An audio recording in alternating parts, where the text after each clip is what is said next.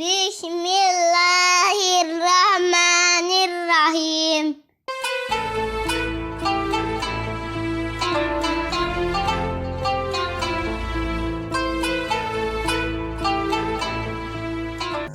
Alif lam mim. Ayat pertama ini berbunyi alif, lam, dan mim. Kenapa kok seperti ini? Artinya apa kan enggak? Sampai hari ini belum ada yang bisa memahami artinya apa, terjemahannya apa yang persis yang bisa dipertanggungjawabkan, itu belum ada. Tapi perkiraan dari para ulama ada, jadi para ahli-ahli memang ada yang menerjemahkan alif lam mim itu Allah saja yang tahu. Ada alif lam mim adalah sumpah Allah tentang dimulai dengan, karena kebiasaan orang Arab itu syairnya dengan huruf-huruf, apalagi huruf Arab dimulai dengan alif lam, dengan huruf-huruf itu ada alif, ada lam, ada mim. Kemudian ada yang mengatakan alif lam mim itu alifnya adalah Allah, lamnya adalah Jibril, mimnya adalah Muhammad. Wallahu a'lam. Sebelum masuk, tapi kita pahami bahwa alif lam mim adalah sumpah Allah saja. Artinya sumpah Allah dengan, kita kan mungkin kalau bersumpah demi gunung jeblok dan lain sebagainya, cokotula, mungkin Allah ini seperti ini karena terjemahannya yang bisa dipertanggungjawabkan nggak ada. Sampai hari ini belum ada. Tapi para ulama mengatakan bahwa ini terjemahannya Allah lah yang tahu. Dzalikal kitabu la raiba fihi hudal lil muttaqin. Dzalikal kitabu la raiba fihi hudal lil muttaqin, artinya jadikanlah Alkitab ini sebagai petunjuk. Bahwa Al-Qur'an itu, dzalikal kitabu, Al-Qur'an itu adalah petunjuk, raiba fi, jadi petunjuk yang tidak meragukan. Hudalil muttaqin, untuk orang-orang yang beriman. Moga-moga kalau kita menyatakan dirinya sebagai seorang Islam, sebagai seorang Muslim, makanya kita berjalan itu Qur'annya di depan, bukannya Qur'annya di belakang. Kalau kita berjalan Qur'annya di depan dan kita itu di belakangnya Al-Quran, insya Allah kita tidak nabrak. Tapi kalau berjalannya kita di depan, pikiran kita, apanya kita di depan, Qur'annya di belakang, akhirnya apa yang kita lakukan nyari pembenaran, ayat kiai bener lagi dan sebagainya, terjadilah, bisa jadi boleh ini itu mencari pembenaran, itu satu. Jadi jadikanlah Al-Quran itu sebagai petunjuk hidup kita sehari-hari. Kalau menurut Quran ini salah, ya kita nggak usah dilakoni. Kalau pasang nomor ke haram, ya usah dilakoni, gitu loh maksudnya. Jadikanlah, kalau nyolong ke haram, nggak usah dilakoni.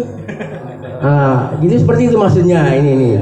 Kalau ke bojone wong tetanggane ayu terus ngari yang dibuni ya orang kenal ya gitu maksudnya. Maksudnya kayak gitu. Jadi jadikanlah Al-Quran di depan. Terus kita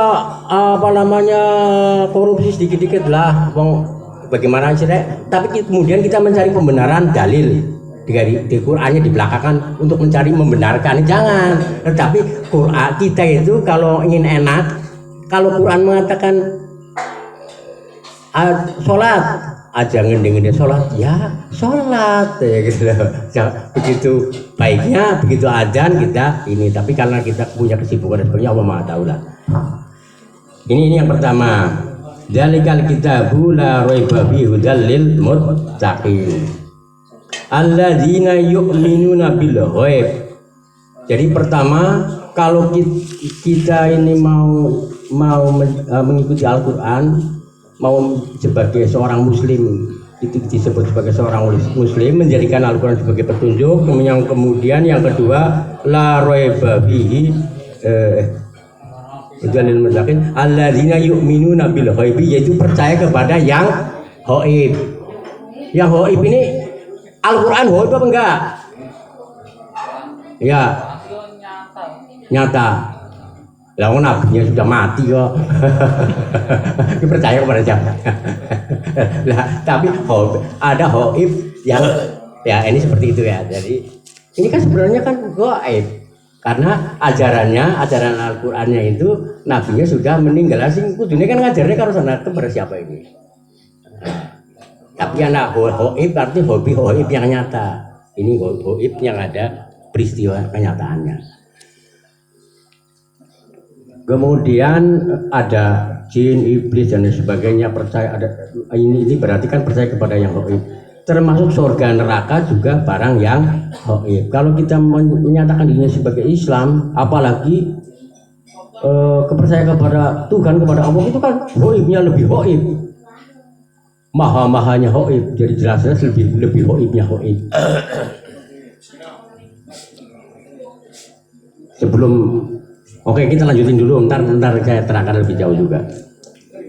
Alladzina yu'minuna bil ghaib. Yang kedua, kalau kita ngaku sebagai seorang Islam harus percaya kepada yang gaib. Maksudnya seperti pasang nomor. Kalau kita ngaku pengen jadi penjudi, kitabnya kan Gareng Petruk. Nah, itu kan Gareng duduk aja dibaca nomornya 02 gitu loh. Itu paham ya. Ya, kan misalnya Gareng duduk kan nomornya 02. Terus kan barangnya kok yang belum tentu menang. Itu loh maksudnya. Ini cukup panjang ini, tapi masuk aja dulu. Kita beri ayat berikutnya. Alladzina yu'minuna bil ghaibi wa yuqimunas shalah wa yuqimunas shalah. Lalu kita ingin mengakui sebagai seorang muslim, kita harus menjalankan sholat. Al-Quran mengatakan suruh sholat, ya kita sholat. Lah aku pengen sukses, sholatnya bolong-bolongnya susah. itu seperti itu. Kalau ingin jalannya benar, memang sih muslim tidak muslim dikasih rezeki. Jadi rezeki itu ketentuan Allah, sudah ada ketentuannya di Lauhul Mahfuz, bahkan di At-Tahawun dan sebagainya di surat ini mungkin Pak Ustadz Abroni lebih paham. Itu 50 tahun sebelum kita dilahirkan, masih kawin, bapak ibunya belum kawin saja, ketentuan takdir saya itu sudah ada gitu loh. Jadi mungkin kalau selamat gue uripe apa ora di rumah ya gue gampang ya, orang bakalan di rumah juga ya gue, tapi nyok happy ya gue. Itu satu gitu, yang penting selamat. Kalau selamat ke umurnya selama hidupnya sampai matinya jaganya untuk kayak duit 1 miliar, pasti Allah akan memberikannya 1 miliar. Kalau orang sabar terus nyolong akhirnya mlebu penjara, lu olinya 1 miliar. Tapi yang gak sabar, oli 1 miliar nyaman, gitu loh. Itu seperti itu. Kalau kita tahu rezeki saya beda di Demang, aku tak tahu ngeroyor sama di Demang, seperti itu maksudnya. Ya, yang berikutnya tadi. Kalau menjadi seorang muslim kita harus sholatnya jangan bolong-bolong dan sebagainya. Wa mimma razaqnahum yunfiqun. Kita bekerja, berusaha dengan susah payah, fastabiqul khairat ya, berusaha dengan susah payah itu. Kemudian kita dapat rezeki ya. Nah, seperti ini Pak Ustadz Dadang, makanannya keluarin untuk makan. rezeki ini dapat pisang, dapat kacang ini rezeki. Jadi sebagian diinfakkan. Kalau ingin harta bendanya banyak terus bingung infaknya, tanya sama Pak Aproni, tanya sama Ustadz Dadang bagaimana ketentuannya supaya kita hidupnya berkah. Wa mimma razaqnahum yunfiqun. Kalau kita punya harta mendapatkan gaji, ya sebagian dibuang. Bagaikan kita makan nasi, nasinya satu piring nasinya itu kena kotoran cecak misalnya. Nah, supaya itu tidak najis, yang sekitar kotoran cecak kita buang, kasihkan ayam, berguna buat ayam gitu loh. Jadi bersih nasinya menjadi, harta kita menjadi bersih. Hud amwalukum sodaqatum hud amwalukum sodaqakum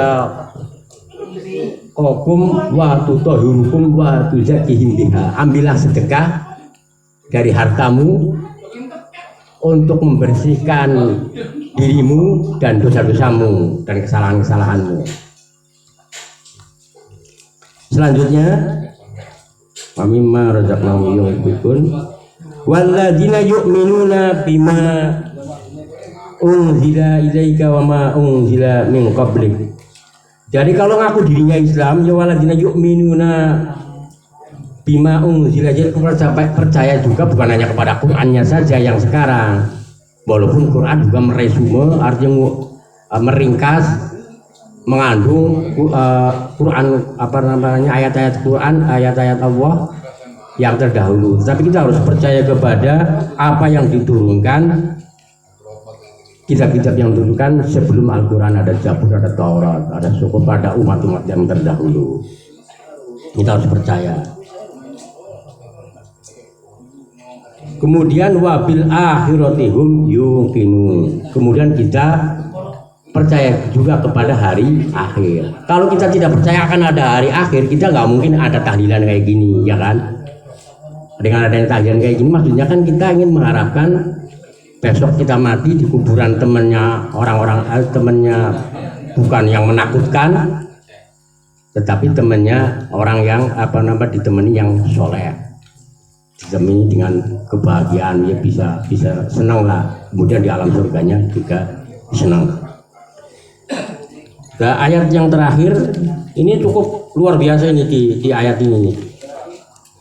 Ulaika ala hudam mir rabbihim wa ulaika humul muflihun. Itulah ulaika ala hudam mir rabbihim, itulah orang-orang yang mendapat petunjuk dari Tuhanmu, dan itulah orang-orang yang muflihun, itu orang-orang yang menang. Jadi kalau hidup di dunia ini kan wa mahadil hayatud dunya illa lahun wa la'ib wa inna darul akhirata la yal hayawan law kanu ya'lamun. Sesungguhnya wa mahadil hayatud dunya, kehidupan dunia itu hanya sendagura, sandiwara. Dan sesungguhnya kehidupan akhirat itu lebih bagus kalau kita tahu, kalau sekiranya kalian mengetahuinya. Insya Allah mengatakan seperti itu. Hidup dunia ini senang sekali, tapi kehidupan akhirat itu lebih menyenangkan, gitu loh. Jauh sekali lebih menyenangkan. Nah, supaya hidup di akhiratnya kita senang, akhirat kita kan percaya kepada gaib. Apa akhirat ini anak-anak pura kan kita tidak tahu. Nah, tapi diterangkan dengan ajaran Islam, kita selalu gini, kalau ngaji terus kayak gini, ntar akan ketemu akhirat kayak apa, surga itu kayak apa, siksaan kayak apa. Insya Allah kalau terus kayak gini akan ketemu. Tapi kalau dibahas itu kan cukup panjang. Yang artinya kalau ingin hidup bahagia, ingin hidup senang, menurut senang itu kan nggak bisa dipandang orang kayak senang itu enggak, walaupun kaya.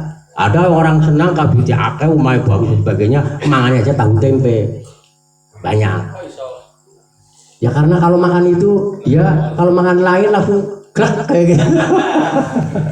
Ada gitu, kambing aja cerah langsung pak. Ini berkolah itu langsung klak kayak gitu. Nah karena dia ya maksudnya langsung koit, ya. Kalau enggak bawa ke rumah sakit, gitu. Ada orang sedikit gatal dan sebagainya. Yang intinya bahwa kalau kita ingin hidup bahagia, menurut versi Quran ayat 1 sampai 5, nah, ini syaratnya satu, menjadikan Al-Quran sebagai petunjuk. Jadi tiketnya kalau Al-Baqarah ayat 1 sampai 5. Menurut surat Al-Baqarah ayat 1 sampai 5, surat Al-Baqarah ayat 1 sampai 5 ada kriterianya. Menurut surat Al-Baqarah 1 sampai 5 ini, kalau kita ingin hidup bahagia, hidup senang, menang, kalau kita ingin menang, ingin senang, maka jadikanlah Al-Quran sebagai pedomannya. Jangan kepengen senang jadikan bertogel, gue gawe pedoman, itu jangan. Nah, terus di depan gitu akhirnya menghayal. Nah, sama aja sebenarnya, nggak jauh ini artinya. Jadikan Al-Quran sebagai pedomannya. Kemudian berikutnya yaitu percaya kepada yang gaib. Gaib masuk surga neraka. Oh, Nabi Muhammad sampai orang kan? Enggak, tapi harus percaya karena ajarannya gitu loh. Itu akan dibahas lebih jauh, nih Pak Arun ini bisa membahas. Ini kan nggak mungkin waktunya.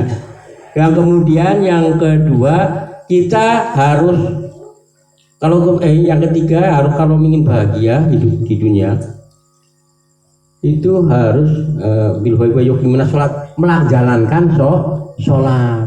Pengen sukses sholatnya nyong, pengen sukses nyong, pengen sugih. Baru sholatnya nyong dewek. Sinur sawah dolanan manuk, aku bener manuk. Ya Gusti Allah ora tentu. Nah ini maksudnya kan bermanuk dolanan manuk bae. Karena dunia orientasinya pikirannya masih dunia. Nah, tapi Allah Maha tahu, mudah-mudahan. Kemudian ya kalau pengen sukses ya tadi sholatnya aja bolong-bolong. Ala yuqimuna sholat wa mimma razaqnahum yunfikun. Sedekah. Insya Allah orang pada penyakitan harus sedekah gitu kan. Masjid Gom Telu lagi dibangun banggaan, ayo kita keluarin duitnya. Tapi ya jangan terus hartanya dipurak kabeh ngono sampean mangan apa gitu. Terus habis ngaji kayak gini terus hartanya banyak kabeh. Kayak mangan apa kemis muter. Nah, tapi Pak ada pertimbangan kira-kira berapa desik. Ya tersendiri. Kalau ingin lebih jelas tanya pada Ustaz Cadang atau Pak Abroni. Kemudian kemudian percaya kepada kitab-kitab yang diturunkan zaman dulu, dan umat-umat yang dulu, nabi-nabi yang dahulu. Kita harus percaya ada itu. Apalagi Al-Quran itu jelas-jelas mengambil, meresume, meringkas ayat-ayat yang diturunkan dulu, baik Jabur apa diringkas di dalam Al-Quran, ada keterangannya. Di Al-Baqarah cukup banyak. Kemudian yang terakhir percaya kepada bahwa kita itu besok akan mati. Setelah mati terminalnya di kuburan, setelah dari terminal kita belas ke akhirat, di akhirat akan dimintain pertanggung jawabannya. Enaknya nendunya, enaknya sekelendeng larani bisa 3 rendeng kayak wong kawin temenan. Ya enaknya sekelendeng tapi larane sampai seumur makan bojo terus anak ya.